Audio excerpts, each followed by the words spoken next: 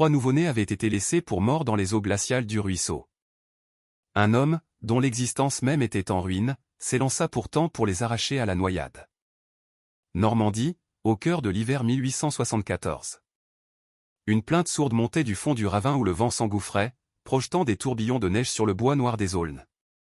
Sous une croûte de glace craquelée, le filet d'eau poursuivait son chemin sinueux. Un silence glacial et une frange de givre immaculé dessinaient les contours de ses rives. C'était un froid mordant, celui qui gerce la peau et glace les poumons, un froid qui pousse les animaux sauvages à s'enfouir au plus profond de la terre. Seul, Stéphane Lefebvre avançait à cheval. Il avait passé une barrière délabrée, presque entièrement submergée par la neige accumulée et prise dans un écheveau de fil de fer barbelé que les bourrasques avaient mis en pièces. Lourd de crasse et d'une solitude pesante, son ample manteau de berger battait ses flancs à chaque pas. Son cheval, blanchi par les années et le gel, se frayait un chemin avec une lenteur infinie dans les fourrés. Le regard vide de Stéphane, marqué par un deuil ancien et une errance sans fin, parcourait un paysage désolé sans rien y distinguer, jusqu'à l'instant où il vit. Une masse informe, blottie contre la berge gelée, capta son attention. Il crut d'abord à un paquet de linge, mais le nœud était trop délibéré, la proximité de l'eau trop suspecte. Et l'immobilité trop absolue. Il resserra les rênes. Son cheval émit un souffle nerveux. Stéphane descendit de sa monture. Le son de ses bottes fourrées sur la neige gelée se répercuta dans le silence. Le vent lui mordit le visage tandis qu'il s'approchait. C'était un sac de jute, grossier et brun, à demi immergé. La glace avait emprisonné sa base. À l'intérieur, une forme sombre déformait la toile.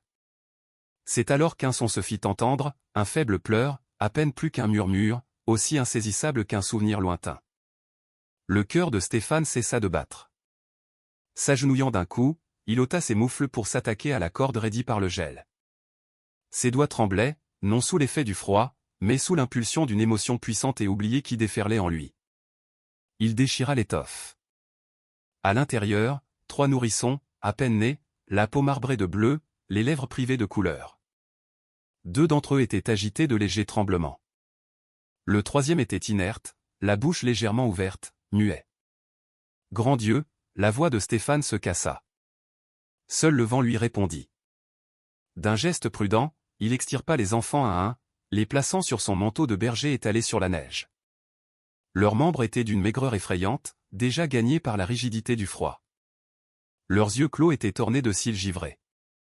Le vent redoubla de violence, comme si une force invisible le poussait vers le cours d'eau dont la glace craquait derrière lui. La surface gelée protestait sous son poids. Le temps pressait. Il se défit de son manteau et les y enveloppa tous les 3. Puis, sans une seconde d'hésitation, il pénétra dans l'eau. La glace céda sous ses pas dans un bruit de verre brisé. L'eau glaciale l'engloutit jusqu'à la ceinture. La vase agrippa ses bottes. Le froid liquide s'infiltra dans ses vêtements, parcourant son échine comme une flamme glacée. Il eut un hoquet de douleur quand le froid lui en serra les côtes. Il attrapa le dernier enfant, celui qui dérivait près du bord, sur le point de sombrer. Stéphane l'ajouta au ballot improvisé. Ses mâchoires s'entrechoquaient violemment. Il fit demi-tour, vers son cheval. Ses jambes refusaient d'obéir. Son souffle n'était plus qu'une série de halètements courts et douloureux. Chaque parcelle de sa peau exposée était une torture. Pourtant, il avança. Il se hissa sur la rive en trébuchant. La neige s'aggloméra à son pantalon, alourdissant ses bottes comme des enclumes. Avec des mains gourdes, il remonta en selle, le précieux fardeau serré contre lui. Les bébés étaient silencieux. L'un d'eux laissa échapper un gémissement presque inaudible, un autre frissonna. Stéphane contempla leur visage minuscule. « Pas aujourd'hui » articula-t-il difficilement. « Votre vie ne s'arrêtera pas aujourd'hui. » Il éperonna sa monture et mit le cap au nord. La neige tombait désormais à l'horizontale, dense et acérée. Les arbres n'étaient plus que des silhouettes floues et grises. Penché sur son fardeau pour le protéger du vent, Stéphane murmurait des paroles confuses, un flot incohérent qui tenait à la fois de la prière et de la démence. « Accrochez-vous. Battez-vous. » Ses lèvres étaient gercées. La buée de son souffle se formait devant lui avant d'être balayée par la tourmente. L'un des bébés poussa un cri. C'était un son faible, à peine perceptible, mais c'était un son. Stéphane accéléra. Une bâtisse se dessina à travers le rideau de neige. Une tache de lumière orangée dans les ténèbres. C'était la lanterne d'un bistrot de campagne isolé, à l'abri des pins. De la cheminée montait un filet de fumée, mince et fragile. Stéphane n'eut pas besoin de frapper. Il atteignit le perron, le bruit sourd de ses bottes sur les marches. Il ouvrit la porte d'un coup d'épaule, ruisselant, les enfants dans ses bras. Un silence total s'abattit sur la salle.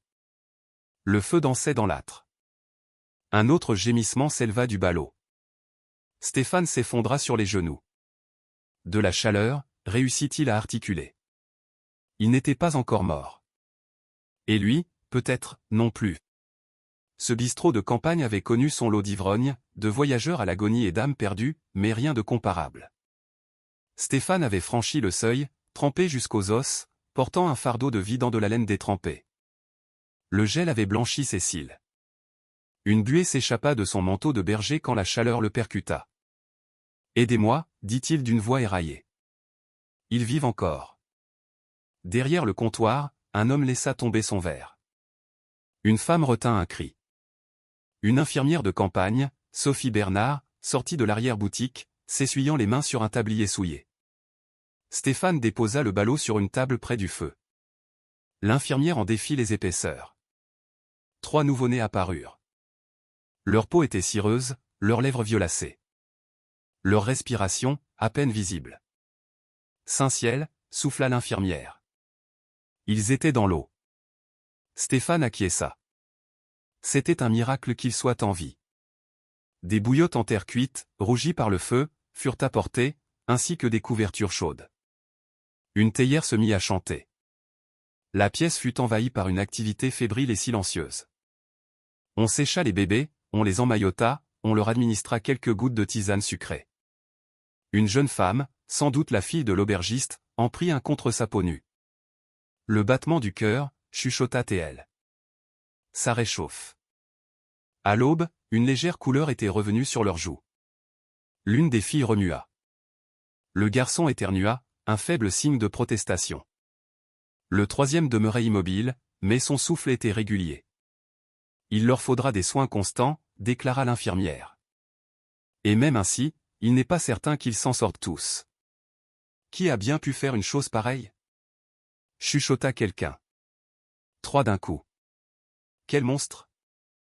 Stéphane resta muet. Il n'avait pas fermé l'œil.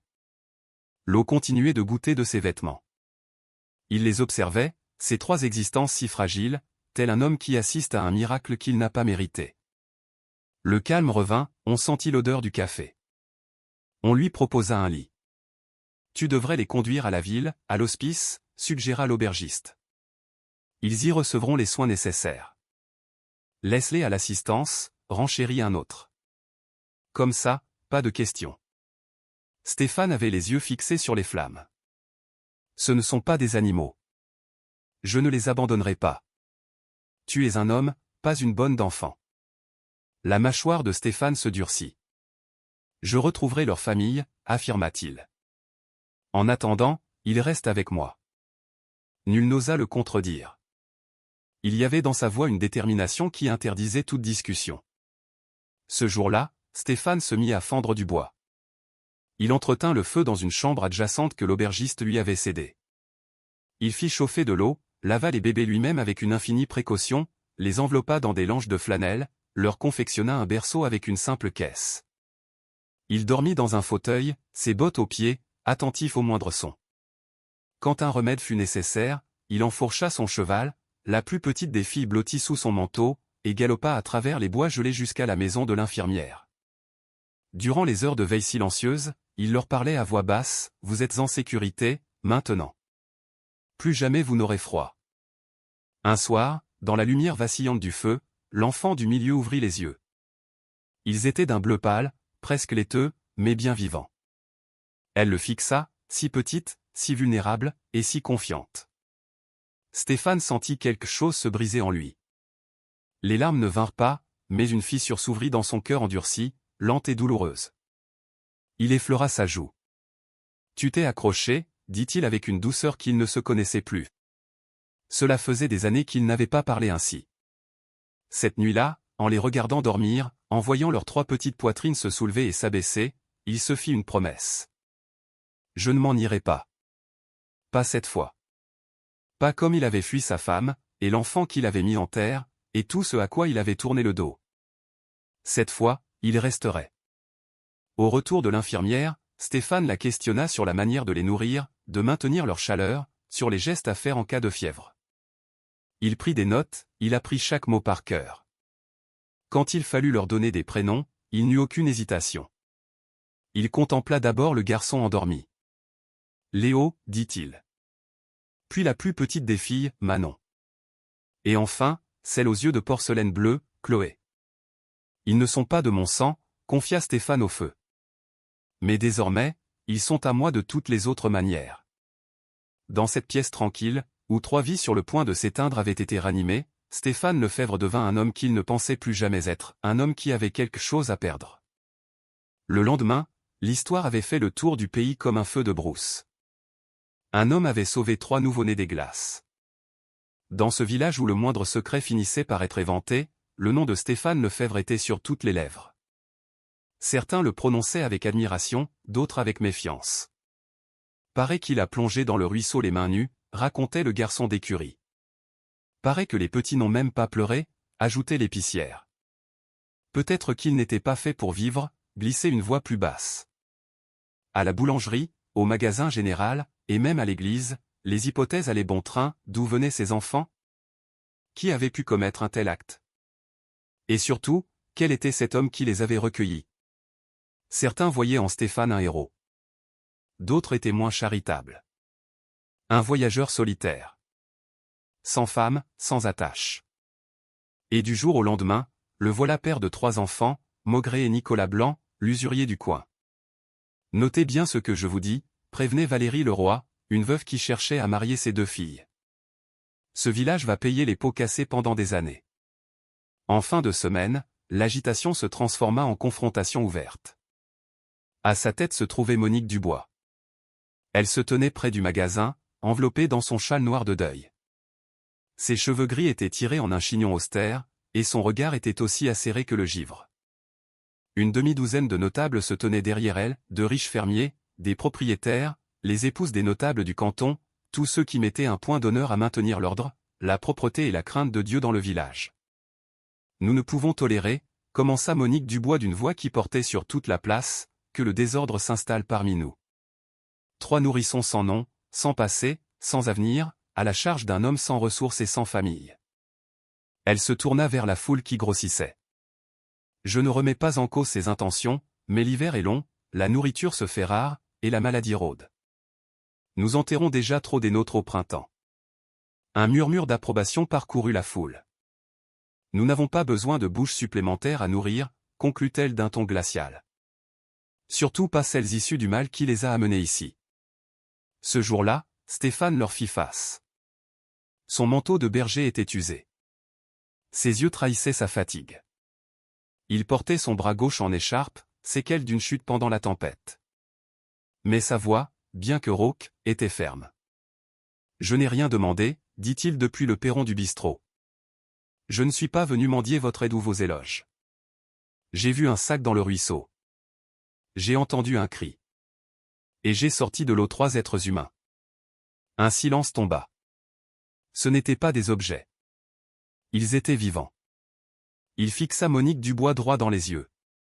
Vous n'êtes pas obligé de m'apprécier, mais vous ne les traiterez pas de fardeau tant qu'il y aura un souffle de vie en eux. Un instant, personne ne bougea. Puis, un homme au fond de la foule tout sauta. Ils crèveront ici, lâcha-t-il. Et quand ça arrivera, tu auras leur mort sur la conscience. Stéphane ne s'y a pas. J'assumerai. Il se retira dans l'ombre, laissant la place à son silence et à sa division. La période qui suivit fut plus glaciale que la neige. Les femmes changeaient de trottoir à son approche. L'épicier lui refusa du lait de chèvre. L'apothicaire se déclara en rupture de stock quand Stéphane vint chercher un remède pour bébé. Les chuchotements ne cessaient pas. 3 bouches. Il ne tiendra pas. Il aurait mieux fait de laisser le ruisseau s'en charger. On interdisait même aux enfants de s'approcher de lui. Stéphane tint bon. il avait connu pire. Mais chaque fois qu'il contemplait les doigts délicats de Manon, ou le sommeil agité de Léo, ou les gémissements de Chloé quand le feu faiblissait, il sentait le poids s'alourdir. Il avait si peu à offrir, si peu d'argent, si peu de temps, si peu de chaleur, et eux. Ils étaient si fragiles. La nuit, il fixait le plafond, à l'écoute de leur respiration ténue. Et si je n'étais pas à la hauteur? Se demanda-t-il une fois à voix basse. Mais au matin, il était debout. Il coupait du bois. Il puisait de l'eau. Il lavait les couches dans l'eau de la neige fondue et les faisait sécher près du feu. Il les nourrissait du peu de lait de chèvre qu'il obtenait par le troc, et quand il n'y en avait pas, il leur donnait de l'eau sucrée. Il ne fuyait pas, et il ne fut pas entièrement seul. La fille de l'aubergiste laissa une couverture de plus. Le garçon d'écurie lui offrit un sac d'avoine pour son cheval. Le vieux curé s'arrêta sur le seuil et y déposa un pot de miel sans un mot. C'étaient de petits actes de bonté, une résistance silencieuse. Le sort du village n'était pas encore scellé, mais la lutte était engagée. 3 bébés, un homme, et cette question, plus mordante que le gel, leur vie avait-elle une valeur simplement parce qu'elle avait été sauvée? C'est à la tombée de la nuit que la femme apparut. La neige s'accrochait à sa jupe. La boue avait noirci ses bottes. Son visage était exsangue, et ses yeux dilatés par un sentiment qui oscillait entre la terreur et la détermination. Elle se tint sur le seuil du bistrot, captant l'attention de tous tel un spectre surgi du passé. J'ai appris, sa voix était brisée, qu'on a découvert des bébés dans le ruisseau. Stéphane se releva lentement de sa place près du feu. Derrière lui, la caisse qui servait de berceau était posée sur le sol, à l'intérieur, Manon s'agitait dans son sommeil. Chloé et Léo, emmaillotés, rêvaient, leurs petites mains tressaillant. Le regard de la femme se posa sur eux. Elle chancela, puis tomba à genoux. « Laissez-moi les voir, implora-t-elle. Je vous en prie. Ils sont à moi. » Un murmure parcourut l'assistance.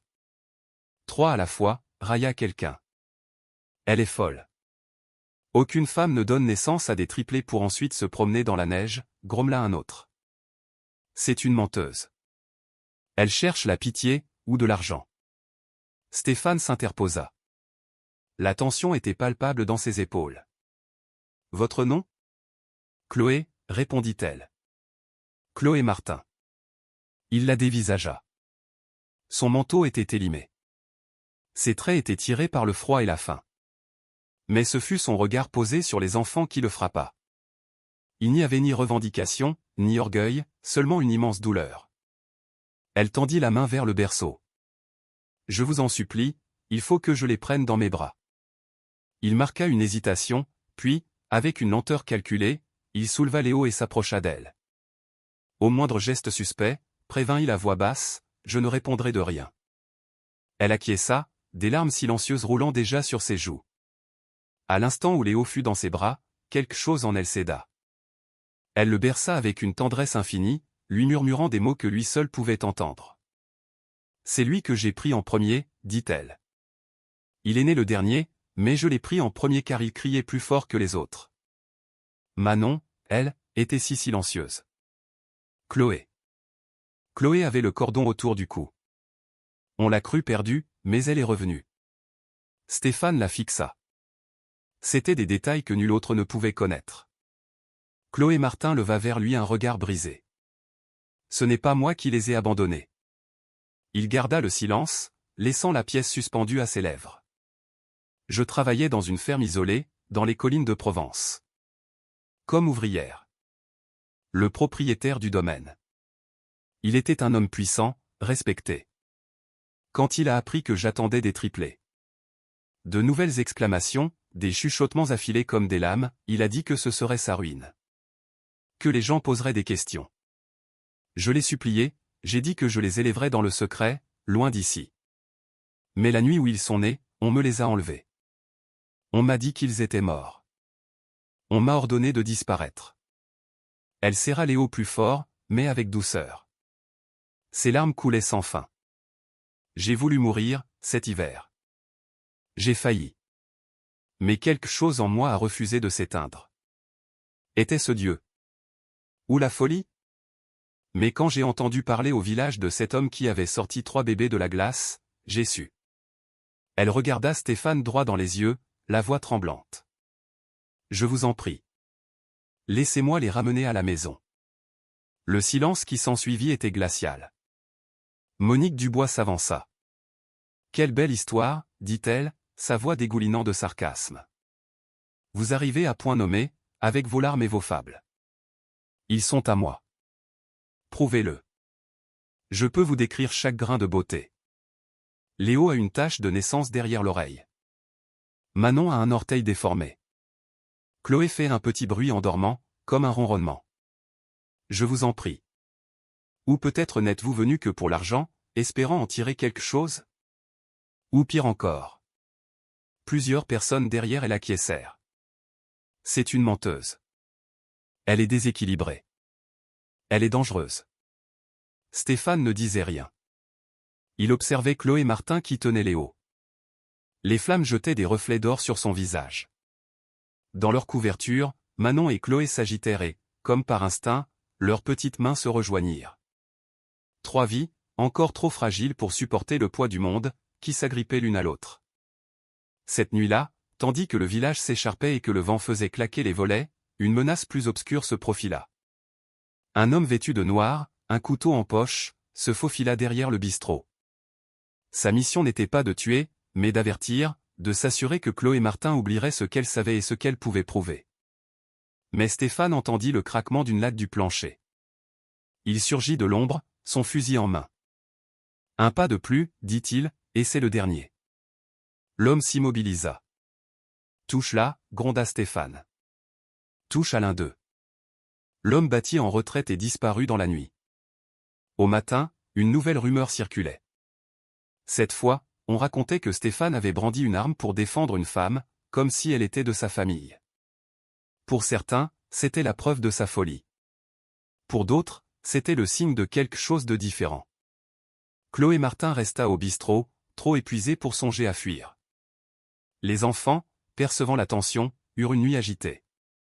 Et Stéphane, harassé, meurtri, et désormais lié par un sentiment plus fort que le devoir, veilla près du feu, sachant que les avoir sortis de la glace n'était que le commencement.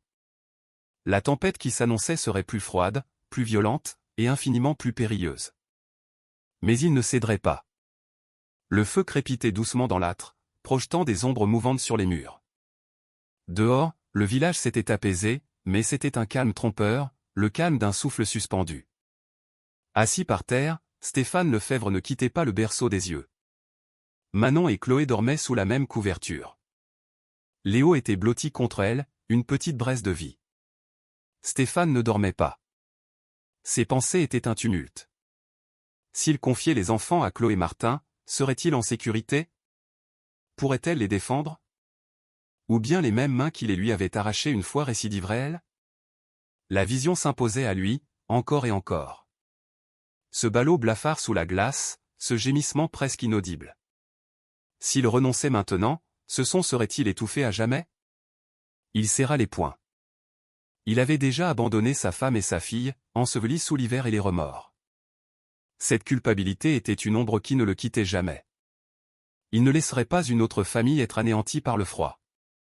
Chloé Martin était assise près de la fenêtre, le regard perdu sur les enfants. « J'ai peur », murmura-t-elle. « À chaque instant, j'ai peur que quelqu'un vienne me dire que je suis indigne, que je vais les perdre une seconde fois. » Stéphane ne répondit pas immédiatement. Il l'avait observé, la manière dont ses doigts effleuraient leurs cheveux comme s'ils étaient tissés de lumière. Elle était encore tremblante, encore en lutte, mais elle revenait toujours vers eux. « Vous ne les perdrez pas, dit-il. Pas tant que je serai en vie. » Elle se tourna vers lui, surprise. « Je ne peux pas effacer le passé, continua-t-il. Mais si vous voulez les élever, je serai là. Nous le ferons ensemble. » Des larmes embuèrent ses yeux. « Et si vous jugez que le danger est trop grand, ajouta-t-il à voix basse, alors je les prendrai. Je les élèverai. » Elle porta la main à sa bouche.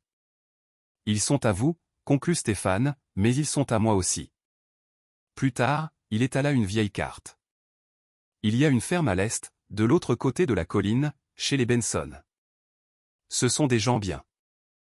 Un endroit sûr. Pouvons-nous y arriver ? Demanda-t-elle. Si nous partons à l'aube. Elle regarda les enfants. Alors partons. Mais l'aube se leva comme une agression. Tandis que Stéphane préparait son cheval, des clameurs s'élevèrent de la place du village. Une foule s'était formée. Certains brandissaient des fusils, d'autres des torchets. Monique Dubois était en première ligne. « Vous ne les emmènerez nulle part, lança-t-elle, tant que la vérité n'aura pas été faite. »« Ils sont à elle, » répliqua Stéphane. « C'est de la racaille, » cracha Monique. Un homme portant un foulard rouge s'avança. « 3 bâtards sans nom. On ferait mieux de les remettre à l'eau. Pour finir le travail. » Stéphane se plaça devant Chloé Martin, qui serrait le berceau contre elle. « Répète un peu ça, » gronda Théil. « Enveloppe-le bien au chaud, » ricana l'homme. « Le froid finira ce qui a été commencé. » La main de Stéphane se referma sur son fusil. « Vous voulez leur faire du mal ?» dit-il. « Alors il faudra d'abord me tuer. » L'atmosphère était électrique. Personne ne bougeait. Jusqu'à ce qu'une jeune fille en marge de la foule, l'une des filles du boulanger, regarde le ballot, puis Stéphane. Elle tourna les talons. La foule ne les acclama pas, mais ne les retint pas non plus. Lentement, Stéphane et Chloé Martin traversèrent les rangs. Les regards les suivaient, certains haineux, d'autres pleins de pitié, quelques-uns emplis d'un espoir timide. Stéphane ne se retourna pas. Il portait Chloé. Chloé Martin tenait Manon et Léo. Le cheval les suivait. La neige tombait, douce et acérée, tandis qu'ils quittaient le village. 3 enfants, une mère, et un homme qui avait fait le choix de ne plus jamais fuir. Ils ignoraient ce que l'avenir leur réservait, mais ils étaient ensemble, et pour le moment, cela suffisait. La neige tombait drue. Quand Stéphane Lefebvre quitta le village avec sa petite troupe à la faveur de la nuit, le ciel pesait sur eux, bas et couleur de cendre. Stéphane ouvrait la marche à cheval, tenant les rênes d'une main, le bébé Manon à l'abri sous son manteau de berger. Chloé Martin le suivait sur une autre monture, portant Léo. Une charrette tirée par un cheval fermait le convoi, conduite par Philippe Moreau, un paysan taciturne qui avait une dette envers Stéphane. À l'arrière, la petite Chloé reposait dans une couverture, près de pierres chaudes. Derrière eux, les plaines enneigées s'étendaient à perte de vue. Devant eux, la forêt glacée, les rivières, les montagnes, l'inconnu. Le vent mugissait, s'acharnant sur leurs manteaux et leurs foulards. Les arbres se découpaient en silhouettes squelettiques. Le froid devint si intense que leur souffle semblait se briser et que les harnais de cuir se raidirent. Nul ne parlait. Les mots étaient superflus. Seule la survie importait. La première nuit, ils firent halte près d'un ruisseau presque entièrement gelé. Stéphane parvint à allumer un feu, les mains tremblantes. Chloé Martin réchauffa les petits doigts et les petits pieds des bébés pendant que Philippe faisait fondre de la neige dans une marmite noircie. Les nourrissons pleurnichaient. Le feu crépitait. La deuxième nuit, Léo se mit à tousser. Stéphane fut le premier à s'en apercevoir. Il approcha le garçon du feu, appliquant un linge chaud sur sa poitrine. La respiration de Léo était courte. La fièvre grimpait. Chloé Martin s'agenouilla près de lui, le visage blême et crispé. « J'ai déjà vu ça », chuchota Théel. « Trop de froid, trop vite. Il lui faut une chaleur constante. » Stéphane ouvrit son manteau, plaqua Léo contre sa peau nue et les enveloppa tous les deux. Le bébé grelottait, le visage rouge et congestionné. Stéphane le berça doucement, marmonnant des phrases confuses et hachées. Ce n'était ni une berceuse, ni une prière. « Reste avec moi, mon garçon. »« Pas aujourd'hui. » Chloé Martin observait la scène, ses yeux brillant dans la lueur des flammes. La peur se lisait sur son visage, mais aussi autre chose. De la confiance. Fragile et muette. Le 3e jour, la piste avait disparu, avalée par la neige. Stéphane marchait à côté de la charrette, guidant les roues.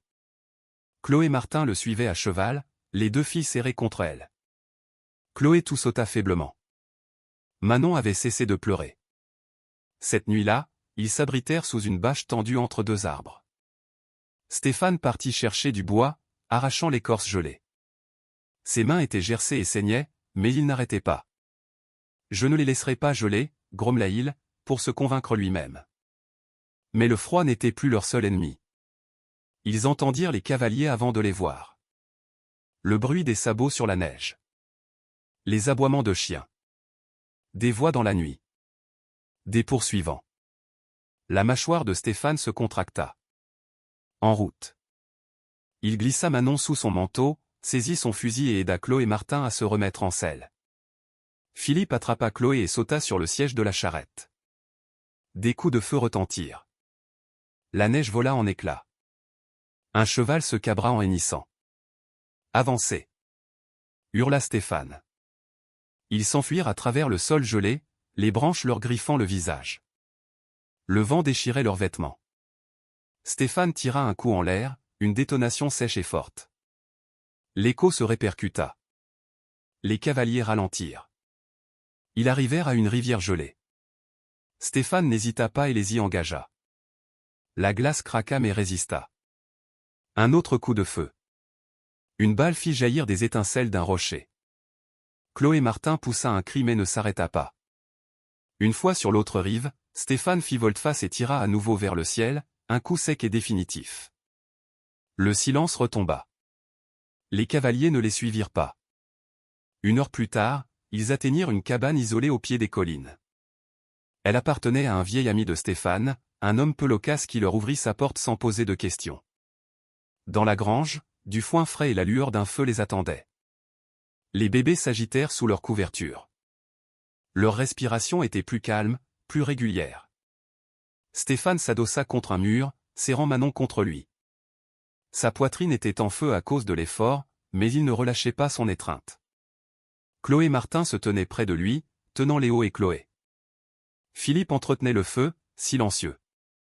Pour cette fois, ils étaient saufs. Stéphane Lefebvre n'avait jamais fréquenté les tribunaux. C'était un homme simple, étranger à la paperasse et aux querelles. Mais pour Manon, Chloé et Léo, il a pris. Depuis leur refuge, Stéphane, Chloé Martin, Philippe Moreau et une infirmière itinérante du nom de Sophie Bernard réunirent toutes les preuves possibles. Le sac de toile détrempé où les bébés avaient été trouvés, avec son fil rouge caractéristique. Le carnet de notes de Sophie, hypothermie sévère, ecchymose sur les membres, signes évidents de négligence. Philippe les reconduisit au ruisseau, où ils découvrirent de vagues empreintes de bottes et une trace de sang sur une branche brisée. Sophie fournit les reçus des fournitures achetées cette nuit-là. Puis vint la pièce maîtresse, une lettre déchirée que Chloé Martin avait conservée, écrite de la main de Monique Dubois. On pouvait y lire « Mettez un terme à ce scandale, sinon nous nous en chargerons. Nul ne doit savoir que 3 bouches supplémentaires existent. » Ils firent parvenir les preuves au tribunal de canton voisin, hors de la sphère d'influence de Monique. Le garde champêtre se déplaça pour recueillir leur déposition sous serment. Stéphane resta calme et s'exprima avec simplicité. Chloé Martin tremblait mais ne fléchit pas. Philippe se contenta d'acquiescer en silence. L'affaire s'ébruita rapidement. Une jeune journaliste locale, Clara Gauthier, publia un article intitulé « Abandonnés dans la glace, les bébés qui ont survécu au silence d'un village ».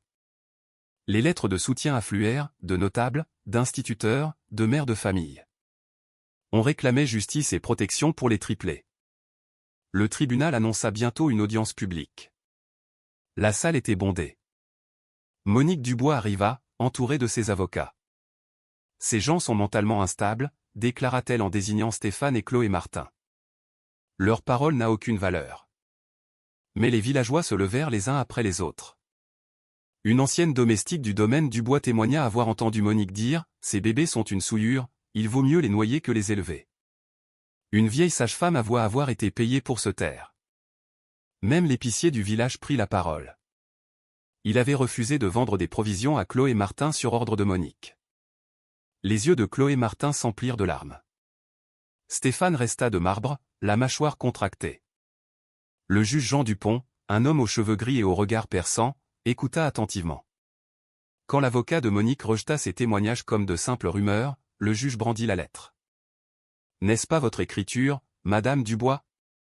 Monique resta sans voix. Cette nuit-là, la peur frappa à leur porte. Une pierre fracassa une fenêtre de leur abri. Stéphane sortit en trombe, son fusil à la main. Philippe et Sophie mirent les bébés à l'abri à la cave. Un coup de feu tiré en l'air dans les arbres suffit à faire fuir les agresseurs. Le message était clair, le danger était toujours présent. Mais quelque chose avait changé. À l'aube, des voisins arrivèrent, armés de lanternes et de fourches. Ils ne dirent rien, se contentant d'un hochement de tête avant de se poster autour de la maison pour monter la garde jusqu'au matin. Stéphane se tenait sur le seuil, Manon dans ses bras. Elle ne pleurait pas, le regardait simplement, calme et confiante, comme si elle avait toujours su qu'il serait là pour la protéger. Le lendemain, le juge Jean Dupont rendit son verdict. Il est clairement établi que ces enfants ont été abandonnés dans une intention criminelle. Leurs vies ont été presque anéanties. Ce tribunal ne saurait tolérer que de tels actes demeurent impunis. Il se tourna vers Stéphane et Chloé Martin. Monsieur Lefebvre, Madame Martin, vous avez tout risqué pour les protéger. Si Madame Martin le désire et en a la capacité, la garde conjointe leur est accordée. Dans le cas contraire, la garde exclusive reviendra à Monsieur Lefebvre avec pleine reconnaissance légale. Un murmure parcourut l'audience. Monique Dubois était livide. Ses avocats protestèrent, mais le coup de marteau du juge mit fin au débat. Justice était faite. Dehors, une foule les attendait. Certains applaudissaient, d'autres pleuraient. Quelques-uns détournaient encore le regard. Mais la plupart voyaient en Stéphane non plus le fantôme des collines, mais l'homme qui était entré dans l'eau glacée et avait refusé de détourner les yeux. De retour à la ferme. La lueur du feu dansait sur les murs. Léo dormait sur le torse de Stéphane. Chloé Martin berçait Manon et Chloé près de l'âtre. « Tu as réussi » murmura Chloé Martin. « Nous avons réussi » répondit doucement Stéphane, « la voilà après des jours de lutte. » À cet instant, dans cette chaleur précaire, entourée de souffle et de lumière, 3 vies autrefois condamnées étaient enfin en sécurité. Pour la première fois depuis bien des années, Stéphane Lefebvre se permit de croire en l'avenir. Le printemps se fit attendre dans cette vallée. La neige s'accrochait aux poteaux des clôtures et aux recoins ombragés, comme si elle refusait de partir.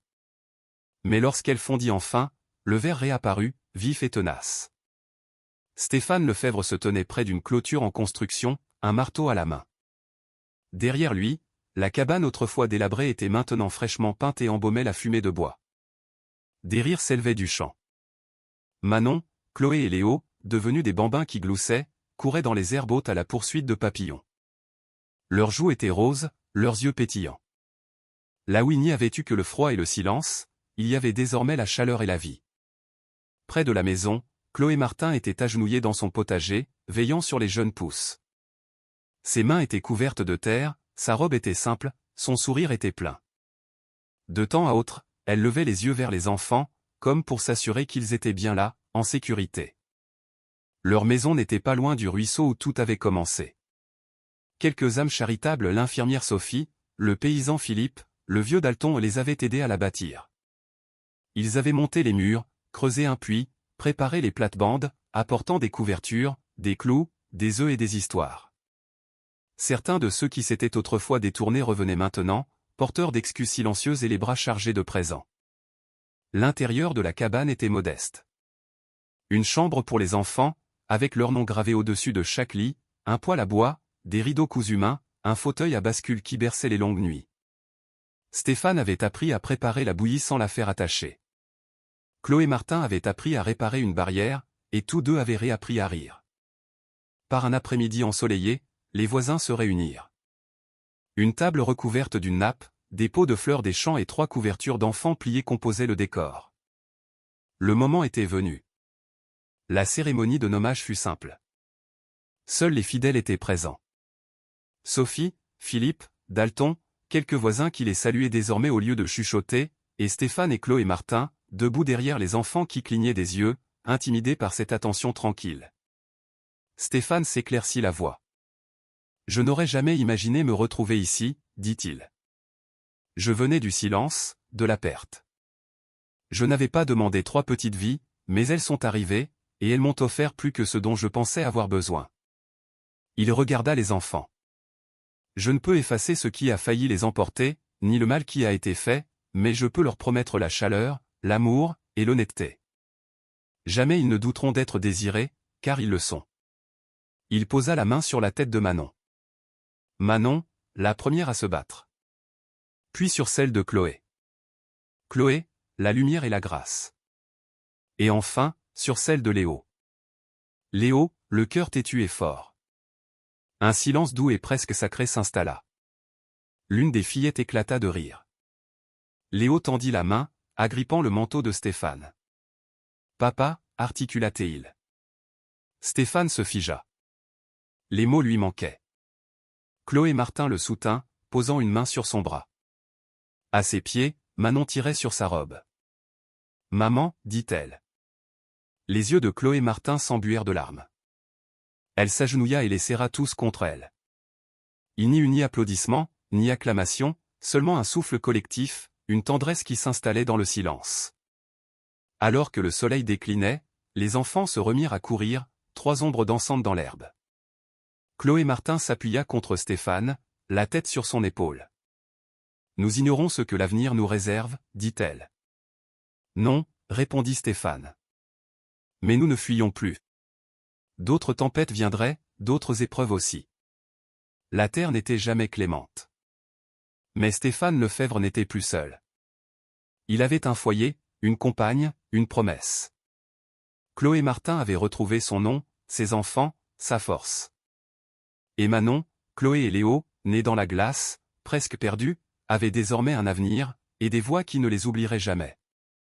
Toutes les blessures ne se referment pas sans laisser de traces, toutes les tempêtes ne passent pas sans laisser de cicatrices, mais certaines histoires, même celles qui naissent au cœur de l'hiver, finissent par trouver le chemin du printemps.